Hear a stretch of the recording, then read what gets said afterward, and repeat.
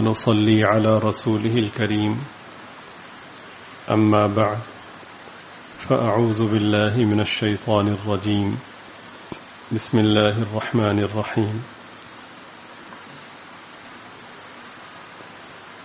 إن عدة الشهور عند الله 12 شهرا يوم خلق السماوات والأرض منها 4 حرم ذلك الدين القيم صدق الله العظيم وصدق رسوله النبي الكريم. درود شریف پڑھ لی. اللہ رب العزت کا بہت بڑا کرم اور عظیم احسان ہے کہ اپنے پاک نام، اپنے پاک ذکر کی مجلس میں ہم گناہگاروں کو حاضر ہونے کی توفیق عطا فرمائی. اللہ تعالیٰ اپنے کرم سے ہماری اس حاضری کو قبول فرمائیں، ہمارے گناہوں کو معاف فرمائیں، دارین میں پردہ پوشی کا معاملہ فرمائیں.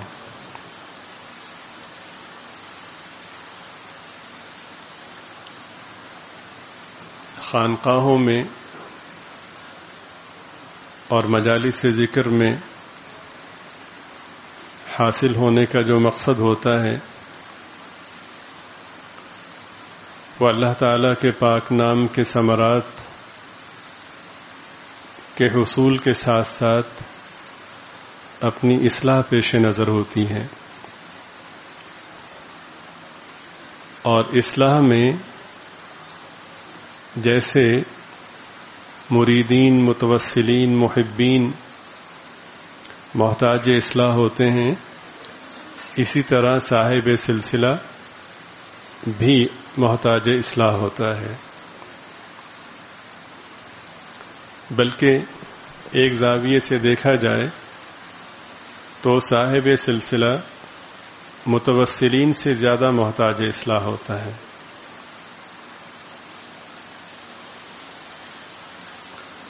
اللہ کی رضا اور اپنی اصلاح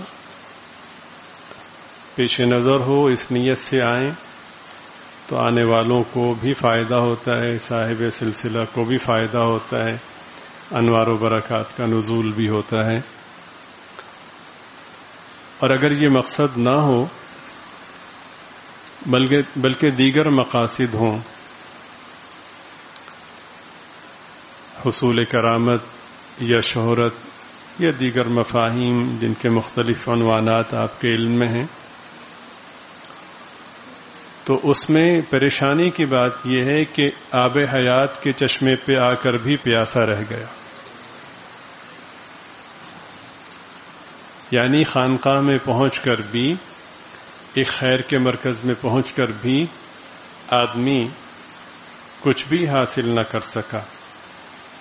اللہ رب العزت کا ضابطہ ہے اور وہ تمام ہی لوگوں کے لیے ہے، اس میں کسی کی تفریق نہیں ہے. نسبی اعتبار سے، علمی اعتبار سے، علاقائی اعتبار سے، عملی اعتبار سے، کسی بھی اعتبار سے کوئی تفریق نہیں ہے. کلیہ ہے کہ من کانا، جو شخص بھی یرید حرث الآخرہ، آخرت کی کھیتی کا طالب ہوگا، نزد لہو فی حرثی، ہم اس کے لیے جو اس کی طلب ہے اس میں اضافہ کریں گے. یہ بنیاد ہے.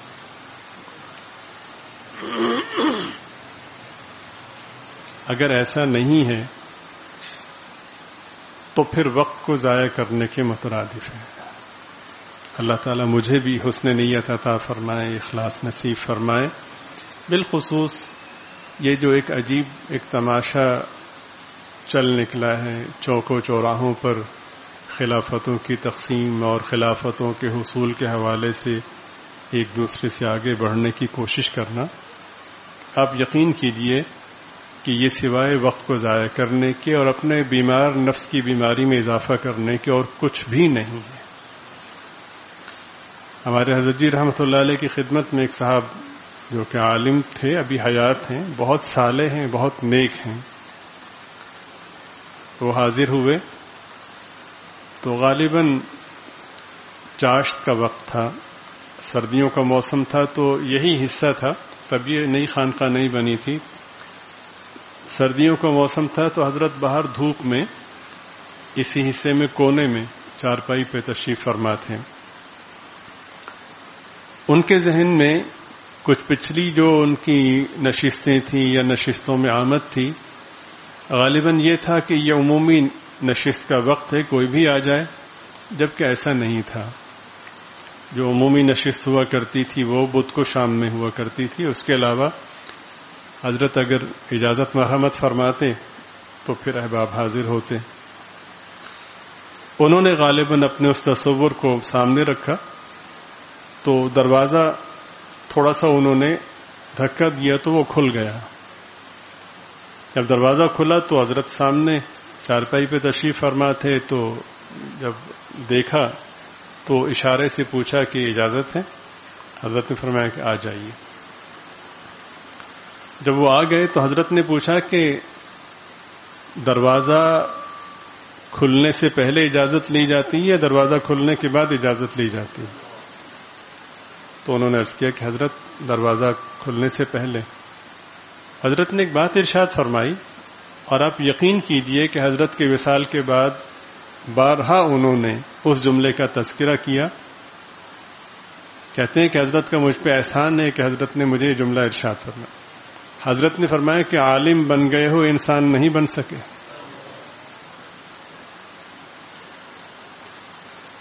تو مجھے حیرت ہوتی ہے کہ انسانیت گم ہو گئی، خلافتیں باقی رہ گئیں. اپنے خیال میں ہم بہت سا سرمایہ اکٹھا کر چکے، فلاں بھی خلافتیں، فلاں بھی ہیں، فلاں بھی ہیں. الذین ضل سعیہم فی الحیاۃ الدنیا وہم یحسبون انہم یحسنون صنعا. ہماری مثال بالکل اس آدمی کی طرح ہوتی جا رہی ہے کہ ہم نے اپنے خیال میں کروڑوں اربوں کی کرنسی جمع کر لی ہے. صورتحال یہ ہے کہ وہ جب وقت آیا کسی چیز کی خریداری کا تو پتہ چلا یہ کروڑوں جعلی ہیں.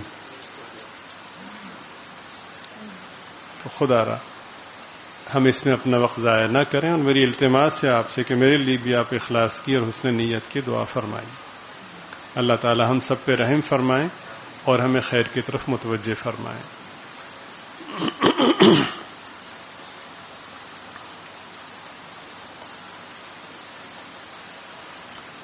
ایک اللہ والے تھے، اللہ تعالیٰ نے انہیں بصیرت عطا فرمائی تھی.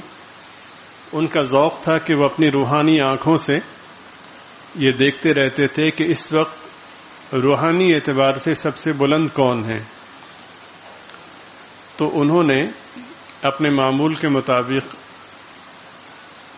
ایک دفعہ دیکھا تو اندازہ ہوا کہ ایک ایسے صاحب ہیں جو غیر معروف ہیں. تو خوشگوار حیرت ہوئی. عام طور پر ایسا ہوتا ہے کہ فلاں سلسلے کے ہوں گے، فلاں کے بیٹے ہوں گے، فلاں علاقے کے ہوں گے. تو وہ تجسس انہیں ہوا اور اس شوق میں، اس محبت میں ان سے ملنے گئے.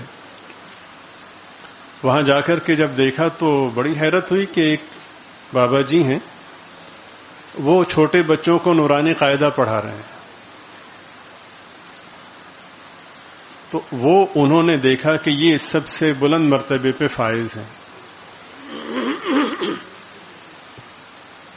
تو خیر جب وہ پڑھا کر فارغ ہو گئے تو یہ بڑے ادب سے ملے اور پوچھا، بابا جی آپ روحانی اعتبار سے کس مقام پر ہیں؟ بابا جی کہتے ہیں بیٹے میں سمجھا نہیں. اچھا آپ نے کتنے اسباق پورے کر لیے اور کہاں پہنچے؟ بھائی میں آپ کی باتیں نہیں سمجھ پا رہا. تصوف میں آپ کون سی منزل پر ہیں؟ کہ بھائی یہ تصوف کیا ہوگے؟ بڑا حیران.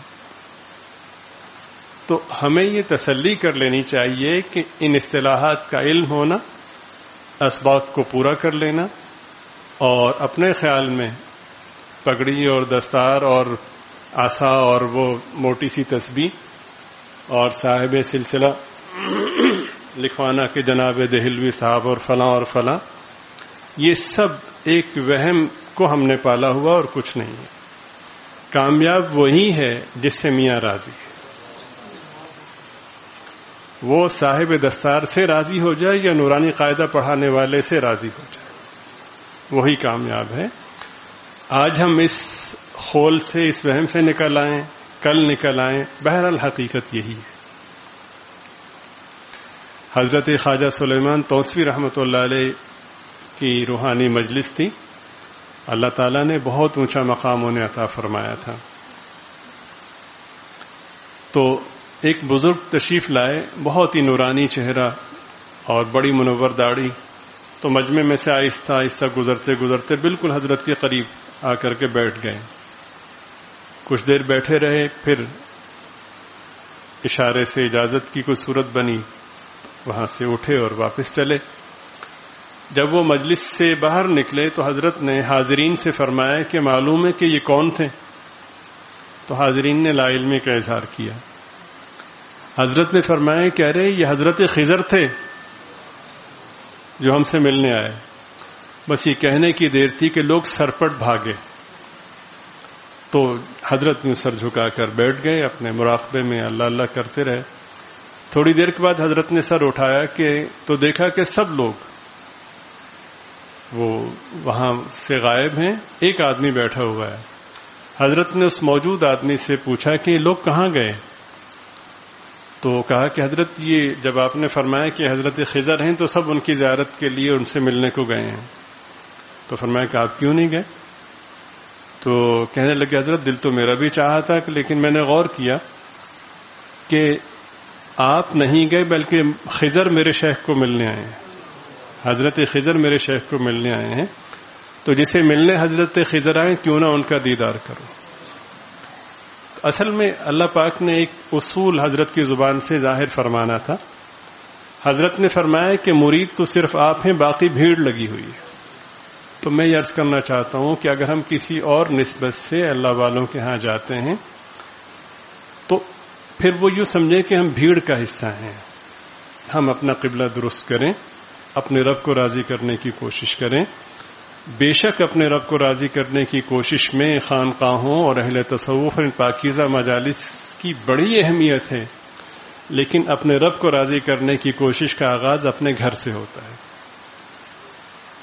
اپنے ماتحتوں کے ساتھ سلوک سے ہوتا ہے۔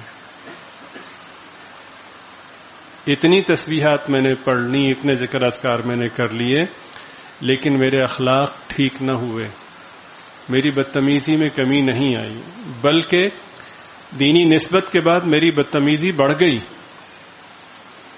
میں باقیوں کو اب گھٹیا سمجھنا شروع ہو گیا کہ اس کو کیا پتا۔ اتنے عرصے سے میں ذکر کر رہا ہوں، خانقاہ میں جاتا ہوں، فلاں ہے وقت میں نماز کی پابندی کرتا ہوں، یہ بے نمازی، یہ فاسق و فاجر، یہ داڑھی منڈا، یہ پینٹ شرٹ والا، پہلے کبھی بھی کسی کے بارے میں خیال نہیں تھا۔ جب سے نیک مجلس سے وابستہ ہوئے تو یہ سب خیالات ہمارے ذہنوں میں پیدا ہو گئے۔ اس کا مطلب یہ ہے کہ میں پہلے اتنا بیمار نہیں تھا جتنا اب ہو گیا۔ بدگمانی کا مسلسل وبال مجھ پر ہے کہ بڑھتا چلا جا رہا ہے۔ تو ہم کس نسبت سے منسلک ہوئے ہیں، کس نیت سے منسلک ہوئے ہیں، یہ بڑا اہم ہے۔ اللہ تعالیٰ کو راضی کرنے کا جو موقع ہے وہ اپنے گھر سے ہے، اپنے بچوں سے ہے، اپنی اہلیہ سے ہے، اپنے بہن بھائیوں سے ہے، اپنے والدین سے ہے۔ اس کے بعد گھر کے بعد جو سب سے قریبی حصہ ہوتا ہے وہ کیا کہلاتا ہے؟ پڑوس کہلاتا ہے، پھر وہ ہے، پھر محلہ ہے، پھر معاشرہ ہے۔ انتہائی آسان ہے اگر کوئی کرنا چاہے۔ نبی پاک صلی اللہ علیہ وسلم نے پورے کے پورے دین کو، پورے تصوف کو، پوری روحانیت کو ایک جملے میں بیان فرمایا کہ ابو ذر ولا ورعک الکف، گناہوں سے بچنے سے بڑھ کر کوئی بزرگی نہیں۔ سب سے بڑی بزرگی ولایت یہ ہے کہ آدمی گناہوں سے بچے۔ کسی کام کی ولایت اور نام نہایت ولایت نہیں ہے اگر بیوی کے ساتھ حسن سلوک نہیں ہے، اگر بچوں کی اچھی تربیت نہیں کر رہا، اگر ماں باپ کا ادب نہیں ہے، اور اگر پڑوس کے ساتھ حسن سلوک نہیں ہے۔ ہمارا ایک بہت ہی عجیب فہم ہے کہ پڑوس کے ساتھ حسن سلوک میں ہم سب سے پہلے اپنے آپ کو دیکھتے ہیں کہ یار میں پڑوسیوں کے ساتھ سلوک بھی اچھا کرتا ہوں، وہ مجھے پھر بھی میرے ساتھ اچھا سلوک نہیں کرتے، مجھے لائٹ لیتے ہیں، میں باہر جاتا ہوں تو پسرور میں میری بڑی مجلس ہوتی ہے، فیصل آباد میں بڑے لوگ میری واہ واہ کرتے ہیں، جمبر میں مولانا عثمان صاحب میرا بڑا اکرام کرتے ہیں، یا میرا پڑوسی مجھے ملتا ہی نہیں ہے، پاس سے گزر جاؤں سلام نہیں کرتا. آپ سمجھ رہے ہیں نا؟ ہر ساتھی اس مفہوم کو سمجھنے کی کوشش کرے. میں مدرس ہوں، میں تبلیغی ہوں، میں مجاہد ہوں، میرا مکتب ہے، میرا ادارہ ہے، میں خانقاہ سے منسلک ہوں، میں شیخ. ہر آدمی سوچے بہت آسان یار، اتنی دنیا میرا احترام کرتی ہے، سوشل میڈیا پہ میرے اتنے فالوورز ہیں، اتنے لائک کرنے والے ہیں، کمال پڑوسی یار پاس سے گزر کے سلام بھی نہیں کیا، کیسے ناقدرے لوگ ہیں. اس سے بڑی بدقسمتی نہیں ہے کہ آدمی سوچ کا آغاز یہاں سے کرے.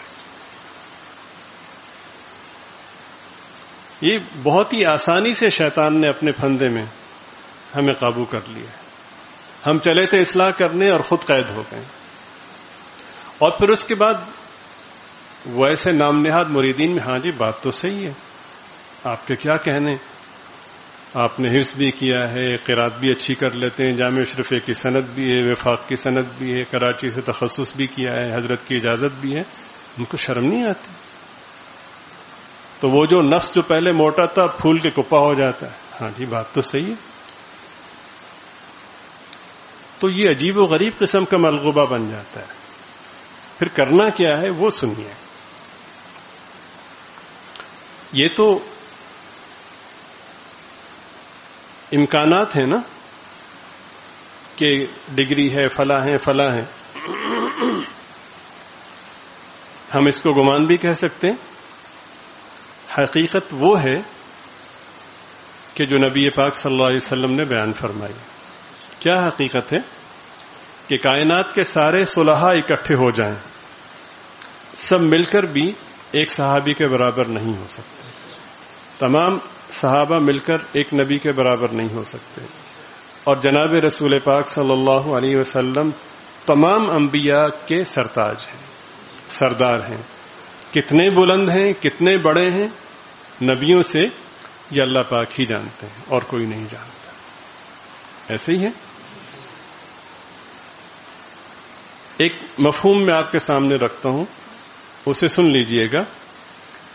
آپ کے پڑوس میں ایک طرف مکان ہے ایک شخص کا جو کبھی نماز نہیں پڑھتا، اس کے ساتھ ہی جو دوسری جانب یا اسی سمت میں دیوار کے پچھلے حصے کے ساتھ جو پڑوسی ہے وہ نہ صرف یہ کہ نماز نہیں پڑھتا بلکہ شرابی بھی ہے اور کئی ساری بےہودگیاں کرتا ہے. دوسری جانب ایک مکان ہے جو ایک آدمی ہے جو شیخ الحدیث بھی ہے، ولی کامل بھی ہے، اور اس کے ساتھ ایک اور مکان ہے وہ بھی ایک صالح آدمی کا ہے.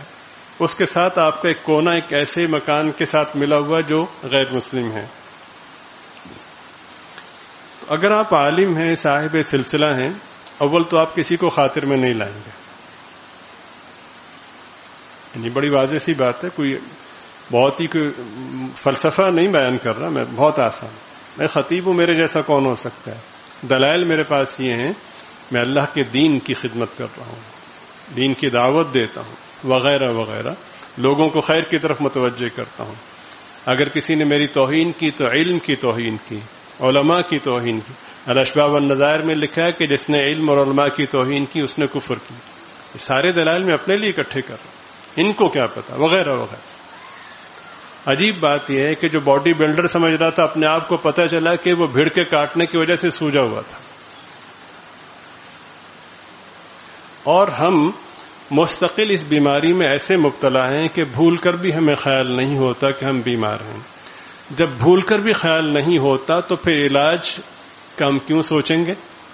اور علاج گاہوں کو ہم بے مقصد ہیں. صوفیوں کو کیا پتا ذکر کیا ہے، یہ تو عورتیں بھی کر لیتی ہیں، ٹھیک ہے، وغیرہ وغیرہ، یہ سب باتیں ہوتی ہیں. اول تو کسی کو خاطر میں نہیں لاتے. اگر بہت زیادہ کیا، اگر وہ عالم ایسے ہیں کہ مجھے اس بات کا یقین ہے کہ ان کی علمی سطح مجھ سے بلند ہے اور وہ ذکر اذکار کے پابند ہیں، تو میں اتنا کر لوں گا کہ باقیوں کے مقابلے میں انہیں تھوڑی سی اہمیت دے دوں گا.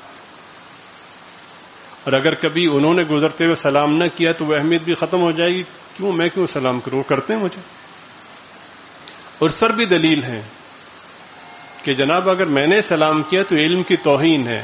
میں ایک خاص طور پر کسی شخص کو جس کو فاسق و فاجر سمجھا جاتا ہے اس کو سلام کرنا ہمارے خیال میں یہ ہے کہ ہم علماء کی اور علم کی توہین کر رہے ہیں. میرا آپ سے سوال یہ ہے کہ ان لوگوں میں آپ کس کو بہتر سمجھیں گے اور کس کا خیال کریں گے کہ مجھے اس کا حق ادا کرنا چاہیے؟ ظاہر ہے کہ آپ سب کا جواب یہ ہوگا کہ جو عالم اور شیخ الحدیث ہیں ان کا ہمیں ادب کرنا ہے، باقی جو لوگ ہیں بس ٹھیک ہیں. اور خاص طور پر وہ جو فاسق و فاجر ہیں، وہ جو داڑھی منڈا ہے، وہ جو پینٹ شرٹ والا ہے، وہ جو بینک ملازم ہے، وہ تو ہے ہی سود خور، اور جو شراب خور ہے فلاں وہ تو ہمارا دین اس کی اجازت نہیں دیتا. اور رہی بات کافر کی تو وہ تو بھائی ٹھیک، میں بڑے ادب سے عرض کروں گا، بہت ہی معذرت پیش کی معذرت کے ساتھ عرض کروں گا کہ اگر یہ سوچ ہے تو 100% غلط ہے، 100% غلط.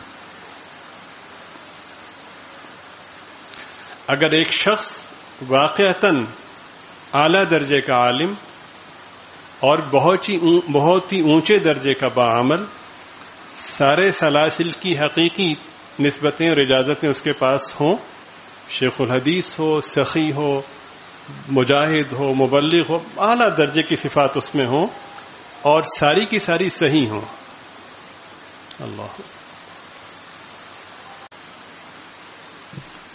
یہ ساری کی ساری اعلی درجے کی صفات اس میں ہوں اور اس کے پڑوس میں ایک ایسا شخص ہو جس کو ان میں سے ایک خوبی بھی میسر نہ ہو، تو یہ شخص اگر جاہل ہوتا اور اتنی صفات والا اس کے پڑوس میں ہوتا، جیسے یہ اس کا خیال کرتا ہے اس کو اس ان پڑھ کا اسی طرح کا خیال کرنا پڑے گا. اگر کرے گا ایسا تو اس نے پڑوس کے حقوق کو ملحوظ رکھا، ورنہ نہیں. آپ کہہ سکتے ہیں کہ یہ آپ کا خیال ہے، ہماری سمجھ سے تو بالا تر ہے، ہم ویلنشیا ٹاؤن کے خطیب ہیں، ہم سے یہ نہیں ہوتا وغیرہ وغیرہ، ہم بین الاقوامی شہرت کے حامل ہیں، بہت سی باتیں ہو سکتی ہیں. لیکن میں بڑے ادب سے عرض کروں گا، اگر دین حضور پاک صلی اللہ علیہ وسلم کے اقوال و افعال اور بابرکت اعمال کا نام ہے تو پھر آپ کا فہم جو ہے وہ محتاج اصلاح ہے. ذرا توجہ فرمائیے کہ پڑوس کے بارے میں سرکار دو عالم صلی اللہ علیہ وسلم نے کیا ارشاد فرمایا. پہلے ہم ایک مختلف زاویے کو ملحوظ رکھتے ہیں. ہم اپنے خیال میں تہجد کے اسباق سے فارغ ہوئے وغیرہ وغیرہ، اور ہمارا خیال یہ کہ ہماری بڑی روحانی پرواز ہے اور ہمیں مختلف چیزیں نظر بھی آتی ہیں، دکھائی بھی دیتی ہیں. ہمارے پڑوس میں ایک شخص ہے جو بے نمازی بھی ہے، داڑھی منڈا بھی ہے، پینٹ شرٹ بھی پہنتا ہے، کبھی مسجد کو مسجد والوں کو اچھا نہیں سمجھتا، رات اس کے ہاں فاقہ ہوا ہے. سرکار فرماتے ہیں تمہارے تمام تر اسباق کے ہوتے ہوئے تمہارا ایمان معتبر نہیں. ایسا ہے کسی کا پڑوسی بھوکا سوئے، سرکار فرماتے ہیں اس کے پڑوس میں جو شخص ہے وہ مومن نہیں ہے. ایسا ہے؟ آپ اسی چکر میں رہے کہ میرا اسٹیٹس یہ ہے، میرا فلاں یہ ہے، میرا فلاں یہ.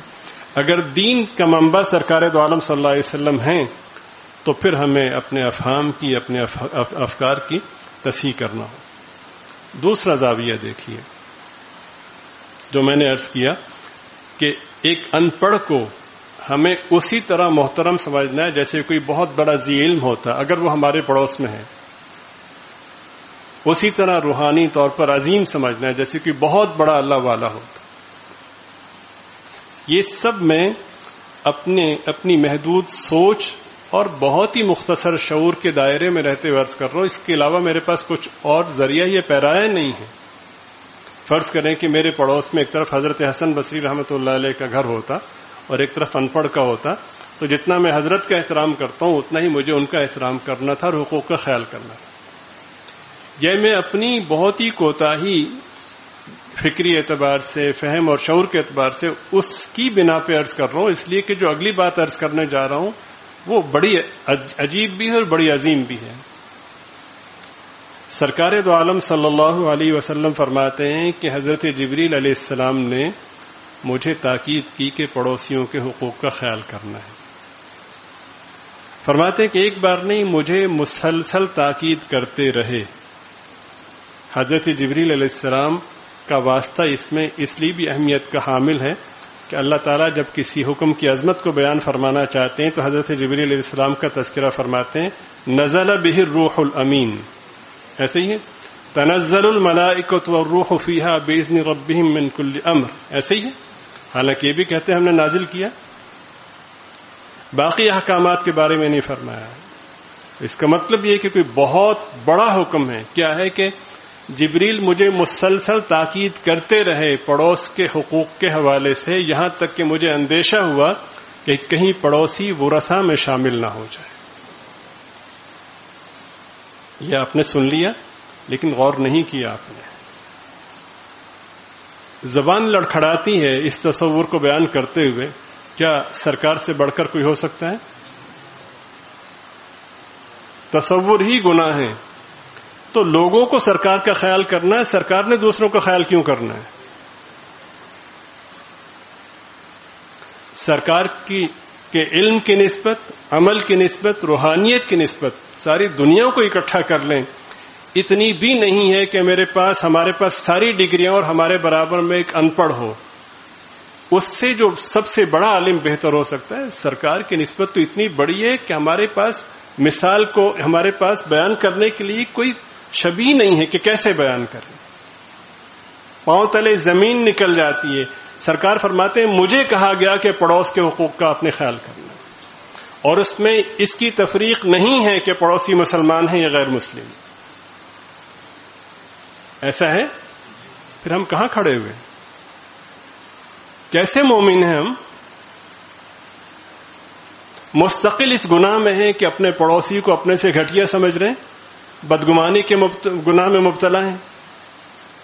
پھر کیسے اللہ تعالیٰ کی رحمتوں کو نزول؟ تو یہ جو اللہ تعالیٰ کو راضی کرنے کا سفر ہے، اس کا آغاز اپنے گھر سے ہوتا ہے، اپنے پڑوس سے ہوتا ہے.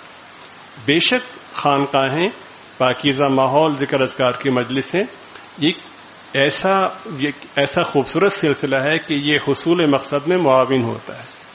آدمی تنہا کتنا ہی کچھ کیوں نہ کر لے، اگر اس کی رہنمائی کرنے والا ہو تو اس کا سفر آسان ہو جاتا ہے، پتہ بھی نہیں چلتا، جیسا کہ پچھلی ایک نشست میں عرض کیا گیا تھا.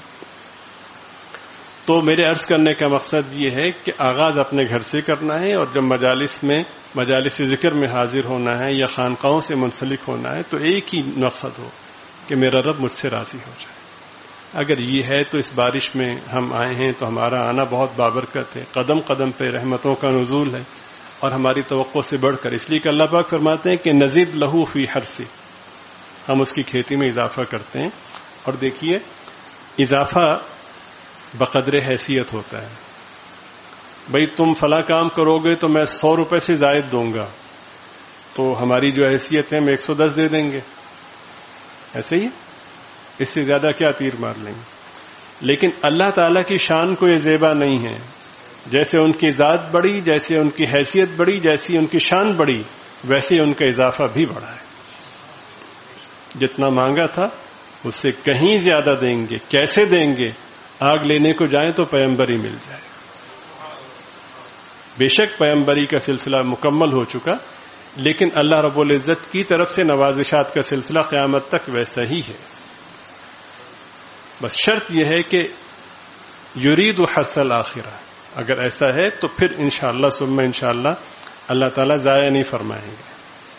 اگر پھر کوئی بھی سبق ہم نہیں پڑھ سکے، کوئی بھی ہمیں خواب اچھا نظر نہیں آیا، کوئی بھی کرامت میسر نہیں ہے، لیکن نیت صحیح ہے، تو انشاءاللہ ثم انشاءاللہ ضرور نوازشات ہوں گی. وہ خواب والا واقعہ جو کشتی دیکھی تھی حضرت جی رحمۃ اللہ، آپ کے علم میں ہونا چاہیے. دوسری بات یہ ہے کہ حضرت مولانا ابو الحسن علی ندوی صاحب رحمۃ اللہ علیہ فرماتے ہیں اگر نیت درست ہو تو یہاں پہ یہ مضمون آپ خوبی سمجھ جائیں گے کہ میخانے کا محروم بھی محروم نہیں ہوتا. اللہ تعالیٰ مجھے آپ کو ہم سب کو آپ کی برکت سے بالخصوص مجھ گناہگار کو حسن نیت نصیب فرمائے اور اس پہ دوام نصیب فرمائے. بھائی سیدھی سی بات ہے, باقی سلسلے ہمارا موضوع نہیں ہے. میرے والد صاحب رحمۃ اللہ علیہ سے کسی شخص نے سوال کیا, صورتحال یہ تھی کہ ایک اور پیر صاحب بھی تشریف فرما تھے. بظاہر علامات یہ تھیں کہ وہ بہت سی بدعات وغیرہ کے مرتکب تھے, بہت سی سنتیں وہاں پہ متروک محسوس ہو رہی تھیں.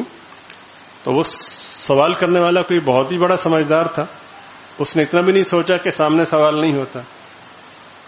تو کہتا ہے کہ حضرت جی ان پیر صاحب کے بارے میں آپ کا کیا خیال ہے؟ بہت ہی کوئی لٹھمار قسم کا آدمی تھا. حضرت جی رحمۃ اللہ علیہ نے بڑی خوبصورت بات ارشاد فرمائی. فرمایا بیٹے جو بھی اللہ اللہ سکھاتا ہے اچھا ہی ہوتا ہے. دوسرے جو سلسلے ہیں وہ ہمارا موضوع نہیں ہے. بس اتنا ہے کہ یہ چیزیں اصول کے خلاف ہیں, یہ خلافتوں کی وغیرہ. ہمارا سلسلہ اپنی شناخت رکھتا ہے, وہ آپ سن لیجیے. اگر آپ کی سمجھ میں بات آتی ہے تو سبحان اللہ, نہیں آتی تو میرے لیے دعا فرمائیے گا. وہ کیا ہے کہ ہمارے حضرت اقدس حضرت مولانا شاہ عبد القادر صاحب رائے پوری رحمۃ اللہ علیہ کا مزاج کیا تھا, موقف کیا تھا, اور منشا مبارکہ کیا تھی. عام طور پر یہ تصور ہوتا ہے کہ بھائی وہ کچھ بھی ہیں, ہم پیر صاحب ہیں, ان کی ہم رہنمائی کا ذریعہ بن رہے ہیں وغیرہ وغیرہ. تھوڑی بہت بوخو آ ہی جاتی. حضرت یہ فرماتے ہیں کہ تم کیا سمجھتے ہو کہ میں لوگوں کو جو بیعت کر رہا ہوں وہ اس لیے کر رہا ہوں کہ میں ان کی رہنمائی کا ذریعہ بنوں گا, یا میں ان سے افضل و برتر ہوں؟ حضرت کیوں نہیں, آپ کا اتنا اونچا سلسلہ ہے. آپ شاہ عبد الرحیم صاحب کے خلیفہ ہیں, اور وہ حضرت گنگوئی نور اللہ مرقدہ کے خلیفہ ہیں, وہ حضرت حاجی صاحب کے خلیفہ ہیں. آپ سلسلہ چشتیہ کے آفتاب و ماہتاب ہیں. میرے والد صاحب رحمۃ اللہ علیہ فرماتے ہیں کہ ایک طویل عرصہ میں حضرت کی خدمت میں رہا. بلا مبالغہ بتاتا ہوں کہ پوری یہ جو مدت تھی جس میں حضرت کے پاس رہا, ایک دفعہ بھی ایسا نہیں ہوا کہ حضرت نے کسی کام کے لیے کسی کے لیے ہاتھ اٹھائے ہوں اور دعا قبول نہ ہوئی ہو. اتنے مستجاب تھے, اتنے مقبول بارگاہ. وہ یہ فرما رہے ہیں کہ تم کیا سمجھتے ہو کہ بیعت ہم کس حوالے سے کر رہے ہیں کہ میں بڑا پیر ہوں اور تم سب میرے خادم بن جاؤ؟ اور میں نہیں, سنو میں کیوں بیعت کرتا ہوں. بیعت کے اندر آپ کو معلوم ہے کہ شیخ جب کسی شخص کو بیعت کرتا ہے تو توبہ کے الفاظ ہوتے ہیں, الفاظ کا فرق ہوتا ہے, مفہوم تقریباً ایک جیسا ہوتا ہے. اس میں الفاظ ہوتے ہیں یا اللہ ہم توبہ کرتے ہیں کفر سے, شرک سے, بدعات سے, ہر طرح کے گناہوں سے. حضرت فرماتے ہیں کہ میں یہ سوچ کر بیعت کرتا ہوں کہ جب توبہ کے الفاظ دہرا رہا ہوں گا تو اس کے الفاظ کی برکت سے میری توبہ قبول ہو جائے گی. یہ ہمارا موقف اور بنیاد ہے. اگر کوئی اس کو سمجھتا ہے کہ یہ صحیح ہے اور الحمدللہ یہ صحیح ہے تو ہمارے سلسلے سے منسلک ہو, ورنہ اپنا وقت ضائع نہ کرے. اور دعا کرے ہمارے لیے کہ اللہ تعالی ہمیں حسن نیت اور اخلاص نصیب فرمائے.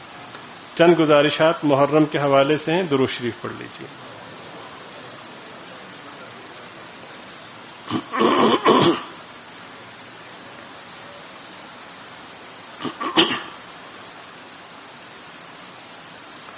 یہ ایک بڑے مضبوط اور بڑے مستند ادارے کی تحریر ہے, اس کے اقتباسات آپ کی خدمت میں عرض کر رہا ہوں. یوم عاشورہ یہ اصطلاح 10 محرم کے لیے استعمال ہوتی ہے. یوم عاشورہ زمانہ جاہلیت میں قریش مکہ کے نزدیک بڑا محترم دن تھا. اسی دن خانہ کعبہ پر نیا غلاف ڈالا جاتا تھا اور قریش اس دن روزہ رکھتے تھے. قیاس یہ ہے کہ حضرت سیدنا ابراہیم علی نبینا وعلیہ الصلاۃ والسلام کی کچھ روایات اس کے بارے میں ان تک پہنچی ہوں گی. رسول پاک صلی اللہ علیہ وسلم کا دستور تھا کہ قریش ملت ابراہیمی کی نسبت سے جو اچھے کام کرتے تھے ان کاموں میں آپ ان سے اتفاق و اشتراک فرماتے تھے. اسی بنا پر حج میں بھی شرکت فرماتے تھے. اپنے اس اصول کی بنا پر آپ قریش کے ساتھ عاشورے کا روزہ بھی رکھتے تھے. لیکن دوسروں کو اس کا حکم نہیں دیتے تھے۔ پھر جب آپ مدینہ طیبہ تشریف لائے اور یہاں یہود کو بھی آپ نے عاشورے کا روزہ رکھتے دیکھا اور ان کو یہ روایت پہنچی کہ یہ وہ مبارک تاریخی دن ہے جس میں حضرت سیدنا موسیٰ علی نبینا وعلیہ الصلاۃ والسلام اور ان کی قوم کو اللہ تبارک و تعالی نے نجات عطا فرمائی تھی اور فرعون اور اس کے لشکر کو غرقاب کیا تھا۔ تو آپ صلی اللہ علیہ وسلم نے اس دن کے روزے کا زیادہ اہتمام فرمایا اور مسلمانوں کو بھی عمومی حکم دیا کہ وہ بھی اس دن کا روزہ رکھا کریں۔ درود شریف پڑھ لیں۔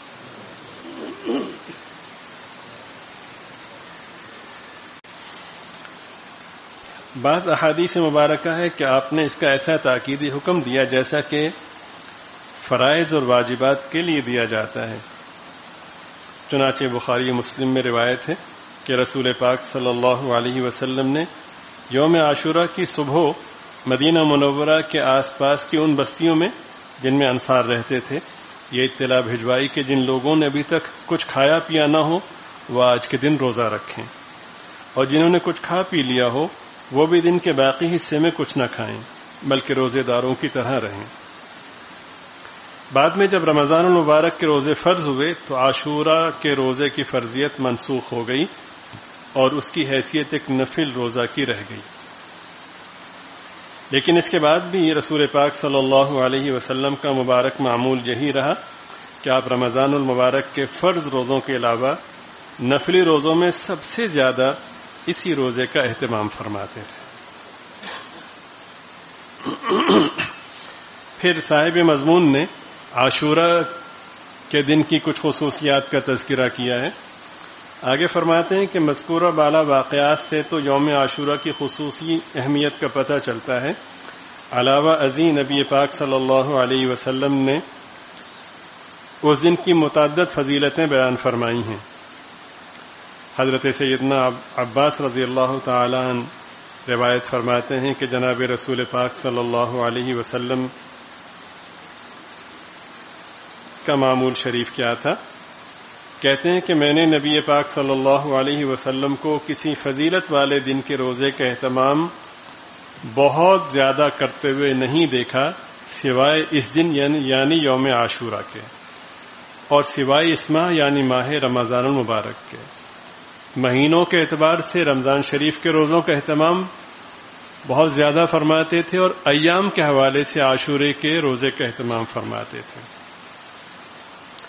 دوسری روایت یہ ہے کہ نبی پاک صلی اللہ علیہ وسلم نے ارشاد فرمایا، روزے کے سلسلے میں کسی بھی دن کو کسی دن پر فضیلت حاصل نہیں، تمام ایام کے روزے ایک جیسے ہیں مگر ماہ رمضان کو اور یوم عاشورہ کو، ماہ رمضان کو باقی مہینوں پر اور یوم عاشورہ کو باقی ایام پر فضیلت حاصل ہے۔ حضرت سیدنا ابو قتادہ رضی اللہ تعالی عنہ فرماتے ہیں کہ جناب رسول پاک صلی اللہ علیہ وسلم نے ارشاد فرمایا کہ مجھے امید ہے کہ عاشورے کے دن کا روزہ گزشتہ سال کے گناہوں کا کفارہ ہو جائے گا۔ ان حدیث مبارکہ سے ظاہر ہے کہ یوم عاشورہ بہت ہی عظمت و تقدس کا حامل ہے، لہذا ہمیں اس دن کے برکات سے بھرپور فیض اٹھانا چاہیے۔ یوم عاشورہ کے ساتھ ساتھ شریعت مطہرہ میں محرم کے پورے ہی مہینے کو خصوصی عظمت حاصل ہے۔ ایک وجہ تو یہ کہ احادیث شریفہ میں اس ماہ کی فضیلت وارد ہوئی ہے، چنانچہ حضرت سیدنا علی پاک رضی اللہ تعالی عنہ سے کسی شخص نے سوال کیا کہ ماہ رمضان کے بعد کون سے مہینے میں روزے رکھوں؟ حضرت سیدنا علی المرتضی رضی اللہ تعالی عنہ نے جواب دیا کہ یہی سوال ایک دفعہ ایک شخص نے نبی پاک صلی اللہ علیہ وسلم سے بھی کیا تھا اور میں آپ کے پاس بیٹھا تھا، تو آپ نے جواب دیا تھا ماہ رمضان کے بعد اگر تم کو روزہ رکھنا ہے تو ماہ محرم میں رکھو، کیونکہ وہ اللہ تعالی کا مہینہ ہے۔ محرم کے مہینے کو اللہ تعالی نے فرمایا کہ یہ میرا مہینہ ہے۔ اہل علم فرماتے ہیں کہ اللہ کا مہینہ کا مطلب یہ کہ اللہ تعالی کی خاص رحمت کا مہینہ ہے۔ سرکار دو عالم صلی اللہ علیہ وسلم نے آگے فرمایا کہ اس میں ایک دن ایسا ہے جس میں اللہ تعالی نے ایک قوم کی توبہ قبول فرمائی اور آئندہ بھی ایک قوم کی توبہ اس دن میں قبول فرمائیں گے۔ نیز حضرت سیدنا ابو ہریرہ رضی اللہ تعالی عنہ سے روایت ہے کہ نبی کریم صلی اللہ علیہ وسلم نے ارشاد فرمایا افضل الصیام بعد الصیام شہر رمضان شہر اللہ المحرم، ماہ رمضان کے روزوں کے بعد سب سے افضل روزہ محرم الحرام کا ہے۔ اسی طرح حضرت سیدنا عبداللہ ابن عباس رضی اللہ تعالی عنہما سے روایت ہے کہ نبی پاک صلی اللہ علیہ وسلم نے ارشاد فرمایا جو شخص محرم کے مہینے میں ایک دن روزہ رکھے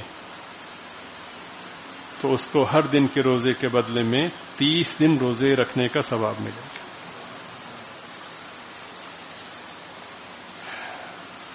ایک وجہ یہ بھی ہے کہ جو اشہر حرم ہیں، حرمت والے مہینے ہیں، ان میں سے ایک محرم الحرام ہے۔ حرمت والے مہینے کون سے ہیں؟ ذی قعدہ ہے، ذی الحجہ ہے، محرم الحرام ہے اور رجب ہے۔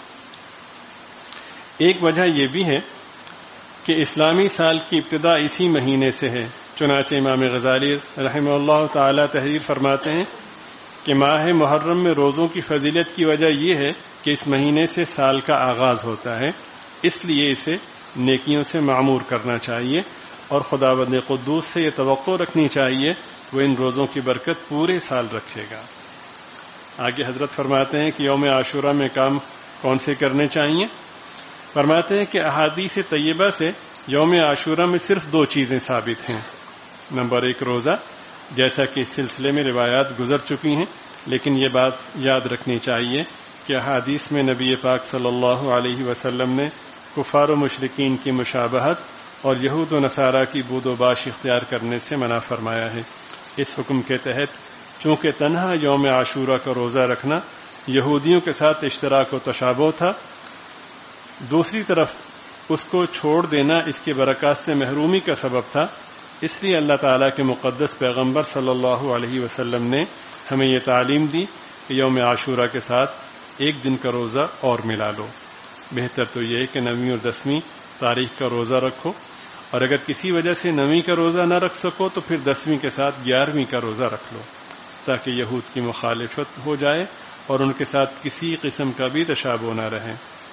جیسا کہ حضرت سیدنا عبداللہ ابن عباس رضی اللہ تعالی عنہما سے روایت ہے کہ جب رسول پاک صلی اللہ علیہ وسلم نے عاشورے کا روزہ رکھا اور مسلمانوں کو بھی اس کا حکم دیا تو بعض صحابہ نے عرض کیا یا رسول اللہ، اس دن کو یہود و نصارہ بڑے دن کی حیثیت سے مناتے ہیں، تو آپ صلی اللہ علیہ وسلم نے ارشاد فرمایا جب اگلا سال آئے گا تو ہم 9ویں کو بھی روزہ رکھیں گے۔ حضرت ابن عباس رضی اللہ تعالی عنہما فرماتے ہیں کہ اللہ کی مشیت کے اگلا سال آنے سے پہلے سرکار دو عالم صلی اللہ علیہ وسلم کی رحلت ہو گئی۔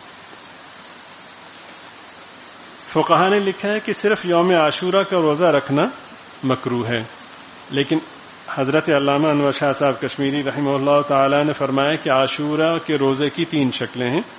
نمبر 1 9ویں 10ویں اور 11ویں تینوں کا روزہ رکھا جائے۔ نمبر 2 9ویں اور 10ویں یا 10ویں اور 11ویں کا روزہ رکھا جائے۔ نمبر 3 صرف 10ویں تاریخ کا روزہ رکھا جائے۔ ان میں پہلی شکل سب سے افضل ہے اور دوسری شکل کا درجہ اس سے کم ہے اور تیسری شکل کا درجہ سب سے کم ہے۔ حضرت شاہ صاحب فرماتے ہیں کہ تیسری شکل کا درجہ جو سب سے کم ہے اسی کو فقہاء نے مکروہ لکھا ہے، حقیقت میں مکروہ نہیں ہے، اس لیے کہ سرکار نے جو کام کیا ہے وہ مکروہ کیسے ہو سکتا ہے؟ ایک کام تو کرنے کا محرم میں یہ ہے، دوسرا کام جو کرنا ہے وہ یہ ہے کہ اہل و عیال پر رزق میں فراخی۔ شریعت مطہرہ نے اس دن کے لیے دوسری تعلیم یہ دی ہے کہ اس دن اپنے اہل و عیال پر کھانے پینے میں وسعت اور فراخی کرنا چاہیے، کیونکہ اس عمل کی برکت سے تمام سال اللہ تعالیٰ فراخی رزق کے دروازے کھول دیتے ہیں۔ چنانچہ حدیث شریف میں ہے، راوی حضرت سیدنا ابو ہریرہ رضی اللہ تعالی عنہ فرماتے ہیں کہ سرکار دو عالم صلی اللہ علیہ وسلم نے ارشاد فرمایا جو شخص عاشورے کے دن اپنے اہل و عیال پر کھانے پینے کے سلسلے میں فراخی اور وسعت کرے گا تو اللہ تعالیٰ پورا سال اس کے رزق میں وسعت عطا فرمائیں گے۔ اس کے علاوہ باقی جو رسومات ہیں اور دیگر جو لغو قسم کی محافل و مجالس ہیں ان میں شرکت کرنا اہل علم کے مطابق ناجائز ہے. بے شک کسی کی نیت اچھی ہو تب بھی شرکت کرنے کی اجازت نہیں ہے. ایک اچھی نیت سے بری مجلس میں شرکت کرنا بہرحال اس سے اس مجلس کی شان و شوکت میں اضافے کا باعث بننا ہے، اس کی رونق میں اضافے کا باعث بننا ہے، اور یہ آدمی ذریعہ بن رہا ہے اس کی یوں سمجھے کہ جو شان و شوکت میں اس میں اضافے کا، تو یہ اپنے حصے کے بقدر اس میں شمولیت کی بنا پہ گناہگار ہوگا. اللہ تعالیٰ مجھے اور آپ کو صحیح فہم دین نصیب فرمائے اور اس پر اخلاص کے ساتھ عمل کی توفیق عطا فرمائے.